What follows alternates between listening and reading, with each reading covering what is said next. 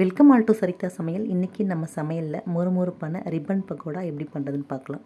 ஒரு பவுலில் 2 கப் இட்லி அரிசியை நல்லா வாஷ் பண்ணிவிட்டு 2 மணி நேரம் ஊற வச்சு கிரைண்டரில் சேர்த்து கொஞ்சமாக தண்ணி சேர்த்து விட்டு கெட்டியாக அரைச்சிக்கலாம்.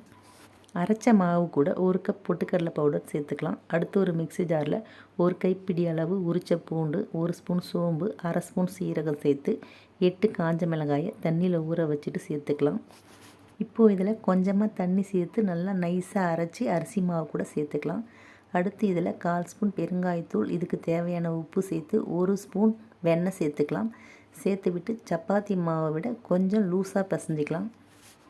பிசைஞ்ச மாவை ஒரு ரிப்பன் பக்கோடா அச்சில் 3/4 அளவு சேர்த்து விட்டு சூடான எண்ணெயில் நல்லா ரவுண்ட் ஷேப்புக்கு அழகாக பிழிஞ்சு விட்டு 2 பக்கமும் நல்லா திருப்பி விட்டு வேக வச்சு பொன்னிறம் ஆனதுக்கப்புறம் எடுத்து ஆற வச்சு சாப்பிட்டா மொறுமொறுப்பான ரிப்பன் பக்கோடா ரெடி.